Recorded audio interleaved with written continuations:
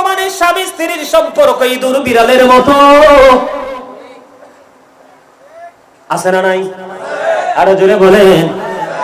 সম্মানিত উপস্থিতি, আমি আপনাদেরকে বলে দিতে চাই, এই জন্য সন্তান এবং বাবা মার সম্পর্ক ভালো নয়।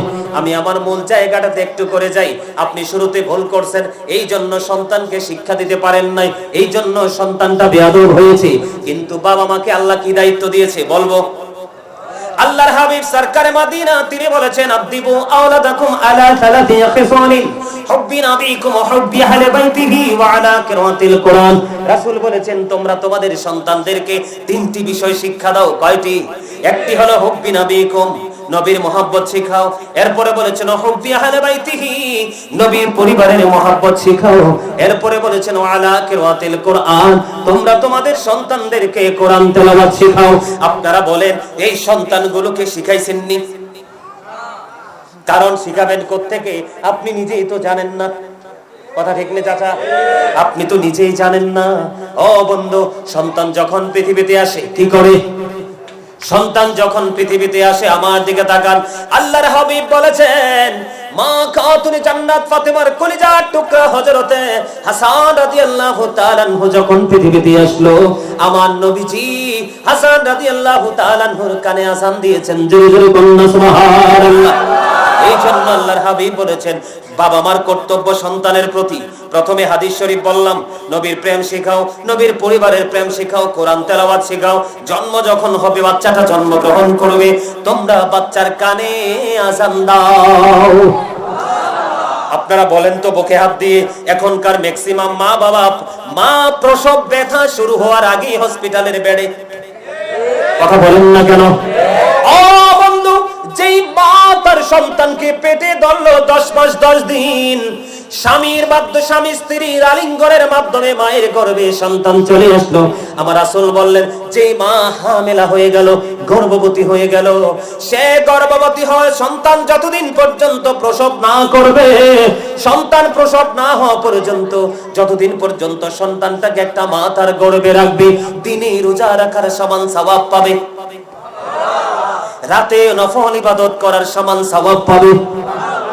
এবং সন্তান যখন পৃথিবীর বুকে আসবে, সন্তানটা কান্নাকাটি করে, একটু আরজানি করে, বাংলা ভাষায় বললাম, লোকাল ভাষায় আমরা আরজানি বলি না, বাচ্চাগুলো কান্নাকাটি করে, একটু অন্যরকম আচরণ করে। আমার রাসূল বললেন, একটা মা তার সন্তানকে নিয়ে সারা রাত জাগ্রত রইল।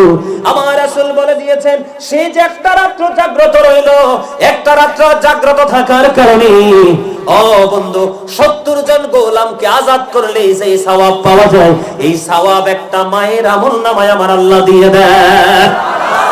আপনারা বলেন, মায়ের দাম বেশি না কম? আরো জোরে বলেন। তাহলে কেন গো মা, তুমি ডাক্তারের কথা শুনে প্রসব ব্যথা শুরু না হওয়ার আগেই তুমি কোথায় চলে যাও? হসপিটালে চলে যাও। ও বন্ধু, যখন একটা মা সত্যিকারের প্রসব যন্ত্রণা সহ্য করে সন্তান প্রসব করবে, আমার আল্লাহ তার গুনাহ মাফ করে দেয়। এই মাটা নিষ্পাপ হয়ে যায়, এবং অনেক মা সেনা প্রসবের সময় মারা যায়, আল্লাহ রাব্বুল আলামিন তাকে শহীদের মর্যাদা দেয়। জোরে জোরে কন্যা সুবহানাল্লাহ। তাহলে দেখেন, একদিকে মাটা সওয়াব থেকে বঞ্চিত হয়ে গেল, আর একদিকে ইসলামের আইন থেকে সে দূরে সরে গেল। বাচ্চাটা তোমার সময়ের আগে ডাক্তার সিজার করে ফেললো, সিজার করার পরে কি হলো? সিজার করার পরে তুমি তো এমন খুশি হয়েছো, বাচ্চার কানে যে আযান দিতে হবে, ওই আযানের খবর তো কারোর জানা নাই। কারণ বর্তমানে বাংলাদেশের ম্যাক্সিমাম হসপিটাল, ডাক্তার এবং কর্তৃপক্ষ কসাইয়ের চাইতেও জঘন্য, ঠিক কিনা বলা? আরে জোরে। আইসিইউ নামক একটা শব্দ আছে, সিসিইউ নামক একটা শব্দ আছে, যন্ত্র আছে। এই দুইটা হলো মানুষ মারার কল, ঠিক কিনা বলেন? মরা মানুষ ঢুকাবে আইসিইউতে, নির্দিষ্ট সময়ের পরে বাইর করবে, বিল করবে। এদের জায়গা যে কবরের কোথায় হবে আমার জানা নাই। কথা কি বুঝেননি আমার? আমি মা বাবা সন্তানের প্রতি কিভাবে দায়িত্ব পালন করতে হবে সেই কথা বলছি, বুঝতেছেন তো? তাহলে আপনাকে আযান দিতে হবে। আযান দেওয়ার পরে একটি সপ্তাহ যখন পার হয়ে যাবে, একটি সপ্তাহ হলে, পুত্র সন্তান হলে একটা সন্তানের জন্য 1 বছরের 2টা ছাগল দিয়ে আকিকা দিবেন। কন্যা সন্তান যদি হয় 1 বছরের একটা ছাগল দিয়ে আকিকা দিয়ে দিবেন, মেয়ের জন্য একটা, ছেলের জন্য 2টা। ধীরে ধীরে ধীরে ধীরে এবার বাচ্চাটা দুধ পান করতে থাকলো। আল্লাহর হাবিব সরকারে মদিনা তিনি বলেছেন কমপক্ষে 2 বছর বাচ্চাটাকে বুকের দুধ খাওয়াও। আর জোরে কন্যা সুবহানাল্লাহ। আপনারা বলেন তো এখনকার মারা কি বাচ্চাকে দুধ দেয় বুকের দুধ? আর জোরে বলেন। এখন বাচ্চা পালার জন্য কাজের বুয়া রাখে, আয়া রাখে, রাখে কি রাখে না? বাদি রাখে। মায়ের আঁচল সন্তানের জন্য যে প্রশান্তির, আরেকজন নারীর আঁচল ততটা প্রশান্তির কখনো হয় না। এখন আপনি কি করলেন? আল্লাহর হাবিব বলল 2 বছর বাচ্চাটাকে তুমি বুকের দুধ খাওয়াও, কারণ এটা তোমার নারী ছেঁড়া ধন। ঠিক কিনা বলে? কিন্তু তুমি তো দুধ খাওয়াচ্ছ না, তুমি তো ফিটার খাওয়াচ্ছ। এই ফিটার খাওয়ানোর কারণে বাচ্চার সাথে তোমার দূরত্ব সৃষ্টি হয়ে গেল। আরো জোরে বলেন না, কি হয়ে গেল? দূরত্ব সৃষ্টি হয়ে গেল। এই দূরত্বের এফেক্ট কিন্তু কখন তুমি পাবে? যখন তুমি বৃদ্ধ হয়ে যাবে, বয়স যখন মাইনাসের দিকে যাবে, 40-এর পরে যখন তুমি বার্ধক্যের দিকে যাবে, ধীরে ধীরে তুমি নিস্তেজ হতে থাকবে, সন্তানের গ্রোথ বাড়তে থাকবে, সে বডি বিল্ডার হয়ে যাবে। ঠিক কিনা বলে? ওই যে তুমি সন্তানকে ভোগ থেকে দূরে সরিয়ে দিয়েছো, তুমি বৃদ্ধ হওয়ার পরে সন্তান যেভাবে তোমাকে বুকে জড়িয়ে রাখার কথা, এইটা হাজার চেষ্টা করলেও সেটা তুমি পারবে না। কারণ বাচ্চার দায়িত্ব আল্লাহ তোমাকে যেইভাবে দিয়েছিল, তুমি তো সেইভাবে দায়িত্বটা পালন করনি। ঠিক কিনা বলে? এই জন্য আমার নবীজি বলেছেন, এই জন্য আমার আল্লাহ পবিত্র কালামে হাকিমে বলেছেন, ও যুবক বন্ধু, এই পশ্চিম মির্জাপুরের আমার যুবক বন্ধু, তোমাদেরকে বলি, তোমরা যারা এখনো বিবাহ করো না, তোমাদের বিবাহের জন্য আমি আজকে বলে দিলাম, তোমাদের মসজিদের ইমাম সাহেব অথবা তোমাদের কোনো পছন্দের যদি আশেপাশে কোনো ভালো আলেম থাকে, আলেমের মাধ্যমে যাচাই করে মেয়ে ঘরে তুলে নিয়ে আসবা। দেখবা আজকে গাজী সুলাইমান যা বলেছে প্রত্যেকটা একটা একটা করে তিল তিল করে পালন করবে। আরো জোরে বলেন, আরো জোরে। তোমাকে 2 বছর পরে 2 বছর পর্যন্ত দুধ পান করাইতে বললো, তুমি তো বাচ্চাটাকে দুধ খাওয়ালে না। এই তুমি বললা ভুল। ও বন্ধু, আজান দিতে বললো নবীজি, তুমি আজানও দিলে না। তোমাকে 7 দিনে আকিকা দিতে বলা হলো, আকিকাটাও তো দিলে না। আল্লাহ রাসূল বললেন, দেখতে দেখতে দেখতে বাচ্চাটার বয়স হয়ে গেল 7 বছর, তুমি তাকে নামাজের জন্য তাগিদ দাও। কি করো? এখন কি নামাজের জন্য তাগিদ দেয়নি? মোবাইল টিপা শুরু হইলেই তো মোবাইল হাতে ধরাই দেয়। কথা বলেন না কেন? আর জোরে। আমি আপনাকে পৃথিবীর জন্য, বিশেষ করে মুসলমানের জন্য, পৃথিবীর মধ্যে মুসলমানের জন্য শ্রেষ্ঠ বিষধর সাপ হলো মোবাইল। কোনটা? যেটা টাচ মোবাইল, অ্যান্ড্রয়েড সেট। এটা হলো পৃথিবীর সবচেয়ে বিষাক্ত সাপ। কারণ এই সাপের ছোবল যার বডিতে লেগেছে, এই সাপের বিষ নামানোর ওঝা পৃথিবীতে এখনো সৃষ্টি হয় নাই। আজকে যুবক বন্ধু, আমি তোমাদেরকে বলছি, যদি তোমরা বিবেকবান হও, সেন্স এবিলিটি সম্পন্ন পারসন যদি হও, তোমরা ঘুমিয়ে ঘুমিয়ে অথবা একটু নির্জন সময়ে বসে বসে চিন্তা করবে, গাজী সুলাইমান আল কাদরী সাহেব কি বলে গেল, এটা নাকি বিষাক্ত সাপ। আমি আপনাদেরকে বলে যাই, এটা অনেক বেশি হাতে ধরে রাখবেন, একটা সময় হাতে ক্যান্সার হয়ে যাবে। একটা সময় বুক পকেটে রাখবেন, এই বুকে আপনার ক্যান্সার হয়ে যাবে। আপনারা দেখেন, আপনারা খেয়াল করেন কিনা জানি না, এখন দেখবেন কলেজ ইউনিভার্সিটিতে ম্যাক্সিমাম ছেলেদের চোখে পাওয়ারি চশমা। এটার কারণ কি জানেননি? ওই যে মোবাইল খুব কাছে থেকে দেখা, তাও দেখে কি নষ্ট জিনিস। জিনাল আইনুন নাজরু, চোখের জিনা হলো দেখা। নষ্ট জিনিস দেখাই তো চোখের জিনা। চোখে যখন দেখবেন কলবে এসে বাজা বাঁধবে, নফসের নোংরামি শুরু হয়ে যাবে, তখন আপনাকে আর কখনো পবিত্র থাকার সুযোগ নাই। ঠিক কিনা বলেন? দূরে আমার 7 বছর যখন হবে, বাচ্চাটাকে নামাজের জন্য তাগিদ দিবেন। 10 বছর যখন পা রাখবে বাচ্চাটা, নামাজ না পড়লে তাকে মায়ের দিবেন। কি করবেন? তাকে মায়ের দিবেন, তার থেকে বিছানাটা আলাদা করে দিবেন, তাকে পৃথক করে দিবেন। ওই যে একটু আগে বললাম, যখন সে বুঝতে শিখবে তখন নবীর মহব্বত শিখিয়ে দিবেন। এরপরে নবীর পরিবার আহলে বাইতের মহব্বত শিখিয়ে দিবেন। এরপরে বাচ্চাটাকে কোরআন তেলাওয়াত শিখিয়ে দিবেন। জোরে জোরে কন্যা সুবহানাল্লাহ। তাহলে আপনি যখন এইভাবে সন্তানকে কর্তব্যটা দিবেন, সন্তানটা যখন একটুখানি বড় হবে, কি দিবে? একটুখানি যখন পরিবার বাচ্চাটা বড় হবে তখন তাকে পারিবারিক শিক্ষা দিবেন। এখনকার বাচ্চাদেরকে পারিবারিক শিক্ষা সম্পর্কে প্রশ্ন করলে উত্তর একটাও দিতে পারবে না। কথা বলেন না কেন? অথচ গ্রাজুয়েশন কমপ্লিট। কথা বলেন না কেন? আমি আপনি ঠিক বলতেছি কিনা? পারিবারিক শিক্ষা দিবেন, তারপরে বাচ্চাটা পারিবারিক শিক্ষা থেকে একটু বের হয়ে যাবে, আপনার হাই স্কুল লেভেলে যাবে, কলেজ লেভেলে যাবে, তখন আপনাকে বাচ্চাটাকে সামাজিক শিক্ষাটাও দিতে হবে। আপনার সমাজের নষ্ট যে ছেলে, এই ছেলের সাথে এক সেকেন্ডের জন্য আপনার বাচ্চাটাকে কথা বলতে দিতে পারবেন না। আর যারা বলেন না, কারণ আমার রাসূল বলেছেন characterless people will come in national power. আমার রাসূল বলেছেন চরিত্রহীন লোক কিয়ামতের আগে ক্ষমতায় যাবে। এখন এটা হচ্ছে কি হচ্ছে না? এটাকে সমাজের কোনো না কোনো মা বাবার সন্তান কিনা? এই জন্য আপনার সন্তানটাকে সামাজিক শিক্ষাটা দিয়ে দিবেন। যখন সেই শিক্ষা গ্রাজুয়েশন কমপ্লিট করতে যাবে, বন্ধু কেমন ঘরে তুললো সেই দিকে নজর দেবেন। তাহলে আপনার সন্তান কখনোই আর মানুষ থেকে অমানুষ হবে না। ঠিক কিনা বলায়? এই শিক্ষা দেই কি দেই না? মনু মনু কি হইবে? কথা বলা যাইবে না মনু? আপনারা তো হাসতেও পারলেন না মিয়া। আমি যেই দুই লাইন বলছি, দুই লাইনই বরিশাইল্লা কথা। হেইয়া মুই কইতে আরি, বুঝছেন নি? আরে ভালো করে হাসেন না মিয়া। আল্লাহ রাসূল বলছেন তোমরা হার্টকে ভালো রাখতে হলে বেশি বেশি হাসো, তবে অতি অনেক বেশি না, অতিরিক্ত না। মানুষের সাথে মিশো, মানুষের সাথে শেয়ার করো, একটু একটু করে হাসো, হার্ট ভালো থাকবে। আর গোমরা মুখে থাকবা, হার্টে প্রবলেম আসবে। আর যেই কোনো মুহূর্তে হার্টের এক স্পট ডেড, জাগাত নাই। ঠিক কিনা? আরো জোরে, আরো জোরে। তাহলে সন্তানকে যখন আপনি দায়িত্বগুলো পালন করবেন, সন্তান তাহলে আর কি হবে না? মানুষ, অমানুষ হবে না। ঠিক কিনা বলেন? আমার আগে যিনি আলোচনা করেছিলেন আমার ভাই, তিনি বলেছিলেন ওয়াবুদুল্লাহ ওয়া লা তুশরিকু বিহি শাইয়্যা ওয়া বিল ওয়ালিদাইনি ইহসানা। তিনি বলেছেন তোমরা আল্লাহর ইবাদত করো। কার করো? ওয়া লা তুশরিকু বিহি শাইয়্যা, আল্লাহর ইবাদত ছাড়া আর কাউকে আল্লাহর সাথে শরীক করিও না, কোনো কিছুকে আল্লাহর সাথে শরীক করিও না। ঠিক কিনা বলেন? ওয়া বিল ওয়ালিদাইনি ইহসানা, তোমরা মা বাবার সাথে সদ্ব্যবহার করো, ভালো আচরণ করো। কার কথা? এই জন্য আমি কি বলি জানেন?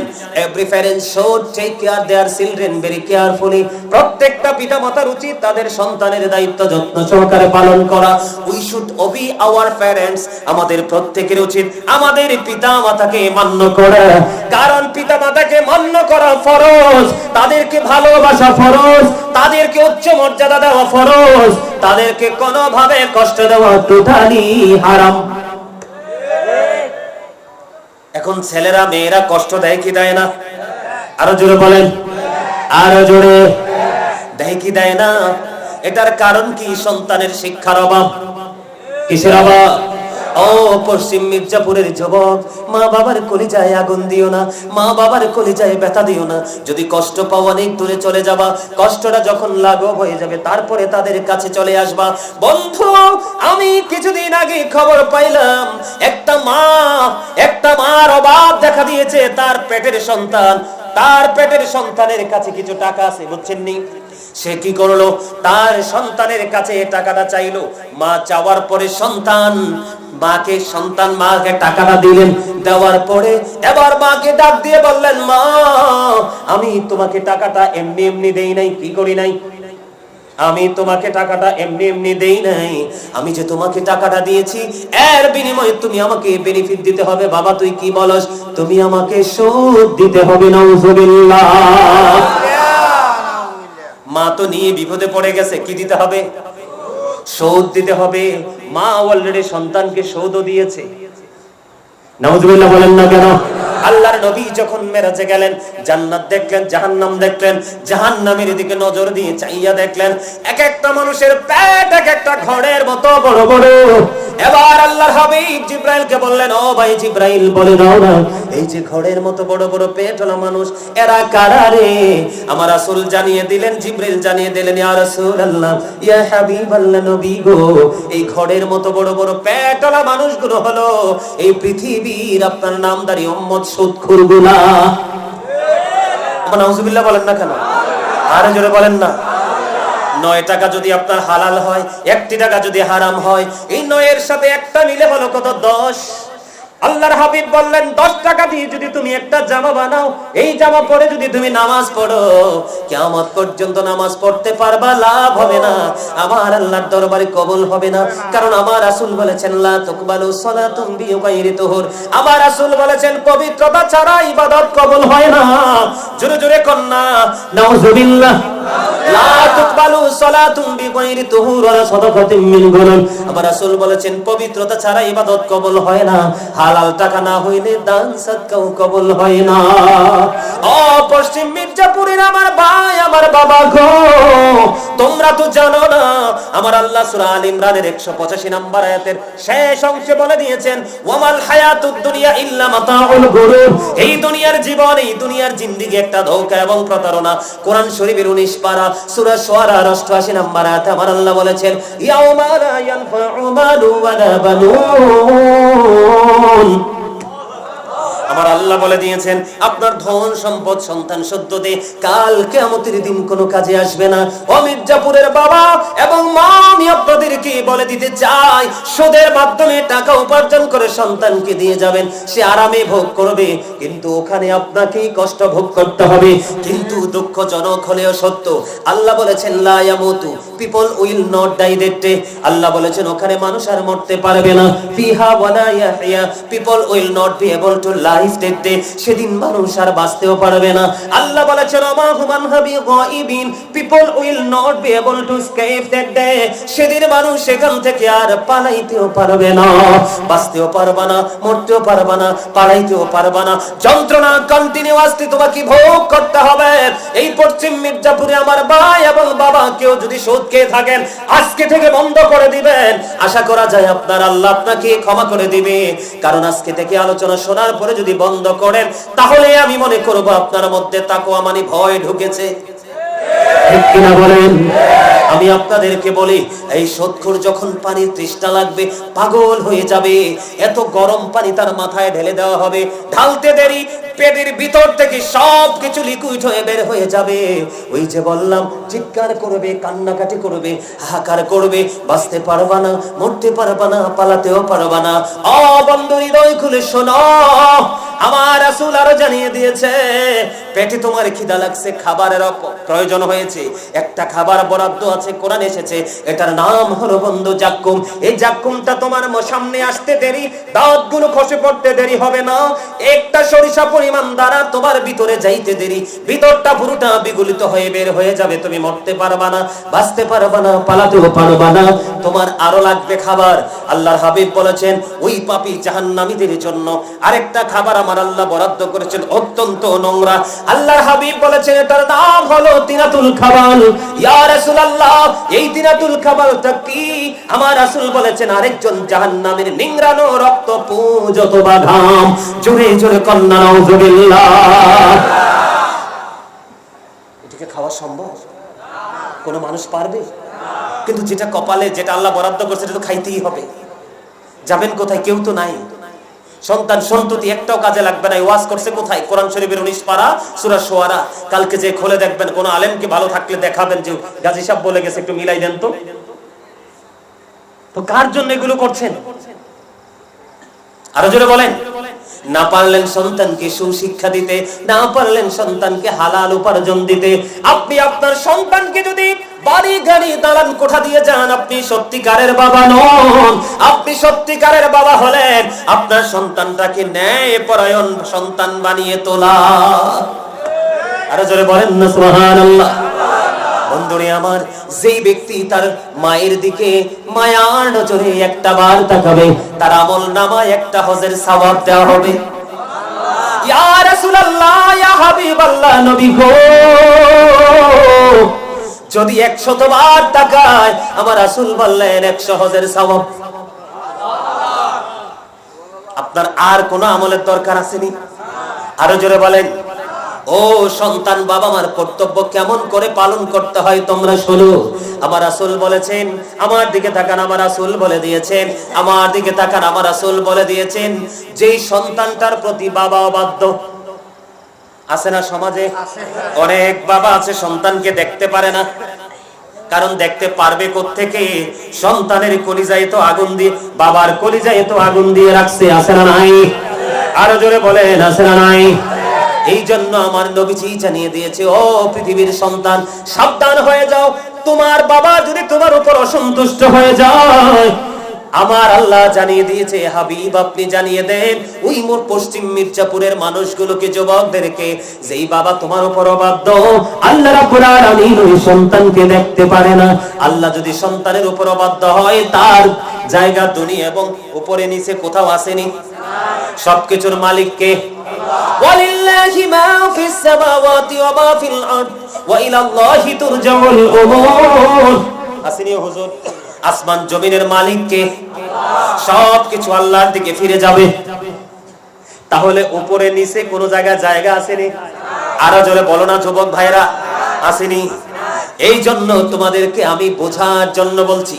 একদিন একজন ওই ব্যক্তি এসে রাসূলকে বললেন, ইয়া রাসূলুল্লাহ, ইয়া হাবিবাল্লাহ। একজন এসে আমার নবীকে প্রশ্ন করলেন, ইয়া রাসূলুল্লাহ, আমি যে টাকাগুলো উপার্জন করি কি করে? এই এই তোমরা এনতে যাইবা? আমার কাছে কিন্তু বড় বিরক্তি। এই মিয়া ভাই, আপনি এদিকে আসেন। এই হয়ে গেল, আয়েশা দেখে মা ঘুমিয়ে গেছে, বাবাও ঘুমিয়ে গেছে, এখন দুধ তো এখনো দহন করা হয় নাই। জলদি জলদি করে একটা পাত্র হাতে নিয়েছে, দুধ দহন করলো। দুধ দহন করার পরে তার সন্তান এসে বাবার পা জড়িয়ে ধরে বলল, বাবা, বাবা গো, দাদা দাদু ঘুমিয়ে গেছে, তুমি তো দুধ দহন করেছো গো বাবা, আমাকে একটুখানি দুধ দাও না, আমি একটুখানি দুধ পান করবো। এবার ওই রাখাল, ওই কাঠুরি একটা ডাক দিয়ে বলল, আমি প্রতিদিন কাঠ কেটে এসে দুধ দহন করে আমি আর বাবা মাকে আগে পান করাই। আজকে এসে দেখেছি মা ঘুমিয়ে গেল, বাবা ঘুমিয়ে গেল। বাবা গো, আমি আমার মা বাবাকে যতক্ষণ না পর্যন্ত দুধ খাওয়াইতে না পারবো, তুমি আমার সন্তান হলেও আমি একটা ফোঁটা দুধ তোমাকে আমি আগে খাওয়াবো না। আওয়াজ তুলে বলেন না সুবহানাল্লাহ। আর এখনকার বেয়াদব ছেলেরা মানি দেখে ফেলে, বাবানি দেখে ফেলে, এসে আগে বউয়ের হাতে দিয়ে দেয়, কিন্তু জানে না বউয়ের সাথে প্রেম হলো স্বার্থের, মায়ের সাথে প্রেম হলো দুনিয়া আখিরাতের। বলে হুজুর, বিবির সাথে কি প্রেমটা দুনিয়া আখিরাতের না? হ্যাঁ, বিবির সাথেও প্রেমটা দুনিয়া আখিরাতের, তবে আগে বাবা মা, তারপরে বিবি। বলে হুজুর, একটা एग्जांपल দেই হাদিস শরীফ থেকে, এটার সাথে সম্পৃক্ত। আমার রাসূলকে প্রশ্ন করা হলো, নবী গো, আমার মা এবং আমার বিবি দুজন কখনোই এক হয়ে থাকতে পারে না, এখন আমি কি করব?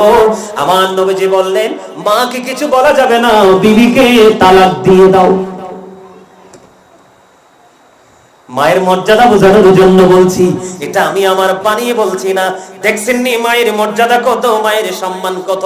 তোমার বিবিকে যদি মা যদি সহ্য করতে না পারে, পছন্দ করতে না পারে, তুমি মাকে কিছু বলো না, বিবিটাকে তালাক দিয়ে দাও, সসম্মানে মোহরানা দিয়ে, ঘাড় ধাক্কা দিয়ে নয়, যেমনি লাল বেনারসি পরিয়ে ঘরে এনেছো, মোহরানা দিয়ে সেটা দিয়ে সসম্মানে বিদায় করো।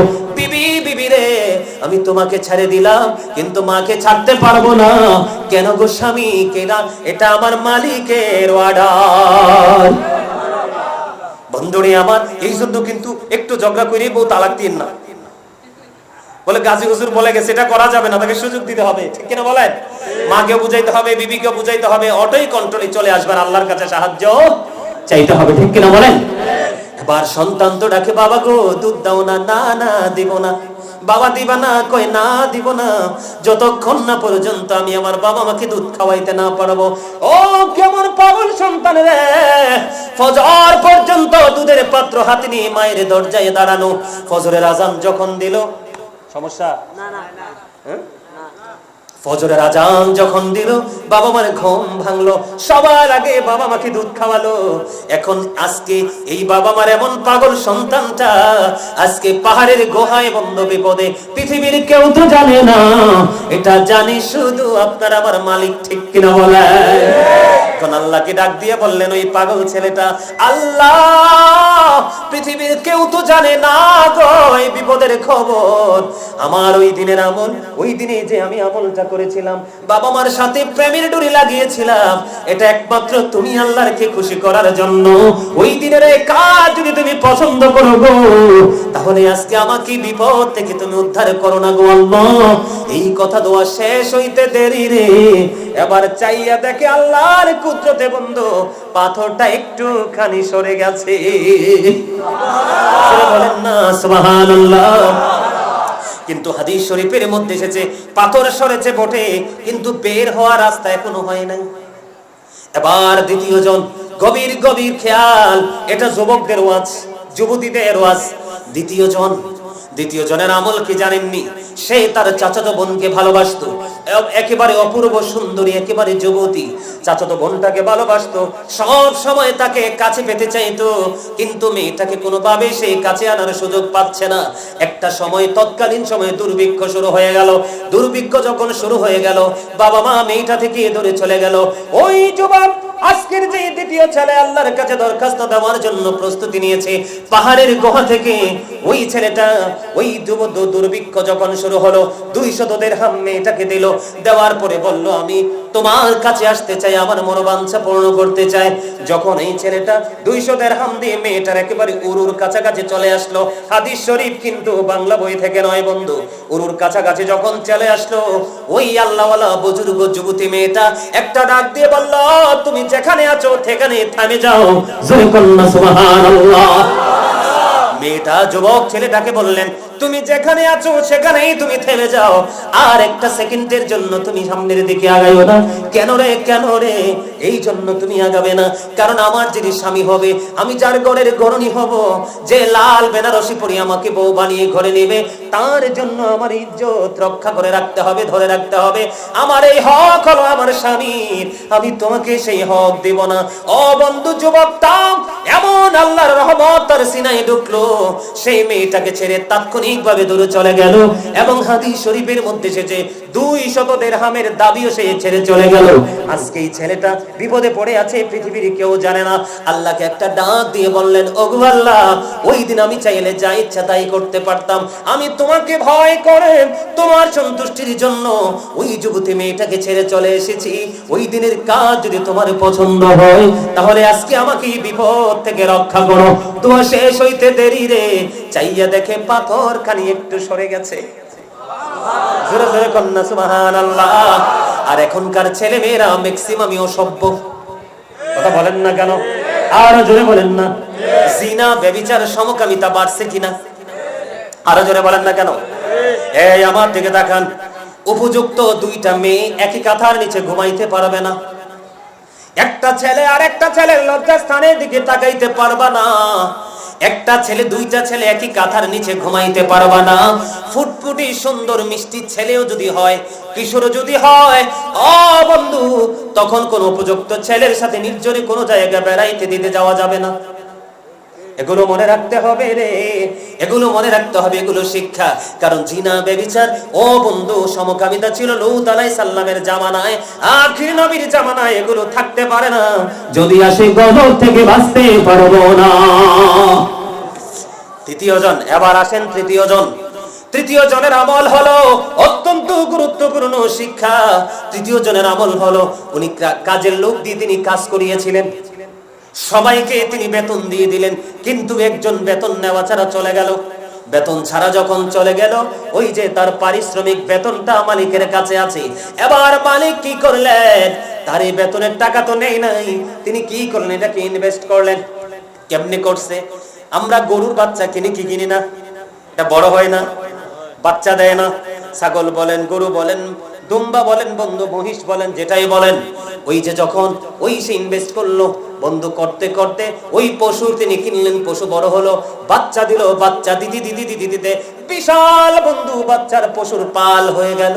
এবার ওই তৃতীয় জন ওনার কাছে হঠাৎ করে একদিন ওই কাজের লোক আসলো, আয়েশা বলে, মালিক আপনার মনে আছে কিনা জানি না, আমি আপনার গোলামি করেছিলাম, কিন্তু আমার গোলামির বেতন তো আপনি দেন নাই, আমি এটা ছাড়াই চলে গেলাম, আজকে আমি আপনার কাছে এসেছি আমার বেতন নেওয়ার জন্য, আমার পাওনাটা বুঝে নেওয়ার জন্য একটু দয়া করে দিবেন কি? এই কথা বলার পরে এবার ওই মালিক ডাক দিয়ে বললেন, ওই মাঠের দিকে নজর দাও, ওই মাঠের দিকে চাইয়া দেখো, ওই যে পশুর পাল দেখা যায়, এই সবগুলো তোমার। জোরে জোরে কন্যা সুবহানাল্লাহ। কাজের লোকটা আশ্চর্য হয়ে গেল, মালিক আপনি কি বলছেন গো? কয় হ, তুমি যেই দিন আমার কাছে পারিশ্রমিক রেখেছিলে, একটা বাচ্চা কিনেছিলাম, বাচ্চা বড় হলো, মা হয়ে বাচ্চা দিল, আরেকটা বাচ্চা বড় হলো, এমনি করতে করতে পশুর পাল বড় হলো, এগুলো আমি শুধু দেখি শুনে রেখেছি, এগুলোর আমি মালিক না, এগুলো তুমি নিয়ে যাও। ওই কাজের লোকে এগুলো নিয়ে গেল। আজকে সে আল্লাহর কাছে দরখাস্ত দিচ্ছে পাহাড়ের গুহা থেকে, আল্লাহ ওই দিন যে আমি কাজ করেছিলাম ওইটা তোমার সন্তুষ্টির জন্য করেছিলাম, এটা যদি তোমার কাছে পছন্দ হয় গো, আমাকে আজকে বিপদ থেকে রক্ষা করো। সঙ্গে সঙ্গে পাথর পুরোটা সরে গেল, তিনজনই বিপদ মুক্ত হয়ে গেল। আরো জোরে বলেন না সুবহানাল্লাহ। আর এখন আমরা কি করি?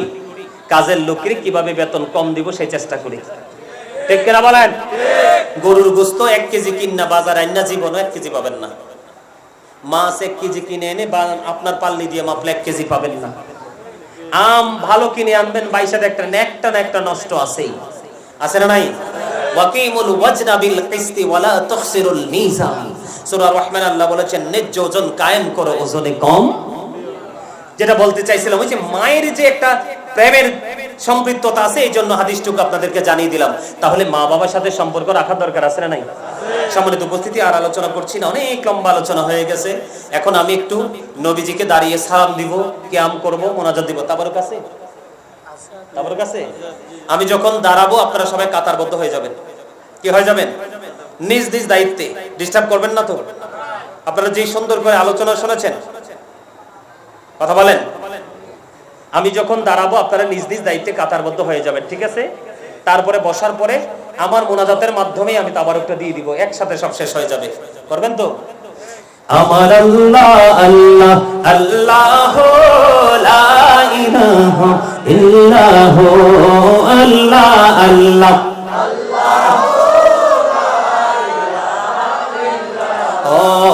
আপন নূর দিয়া আল্লাহ করিয়া সৃজন, আরশের পরে কুরসির তরে রাখিলেন গোপন নবীজি। আল্লাহ আল্লাহ মহব্বতে, এটা মজার জিকির।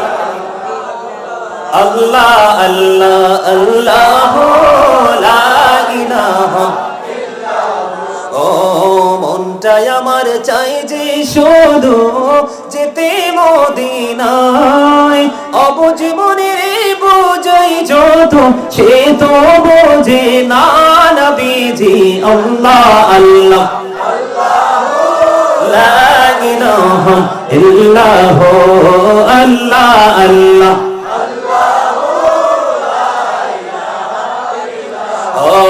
না জানি তো বাইতে নৌকা, না জানি সাঁতার, হায়রে দয়া করে পার করিও জাহান্নাম মাঝার নবীজি।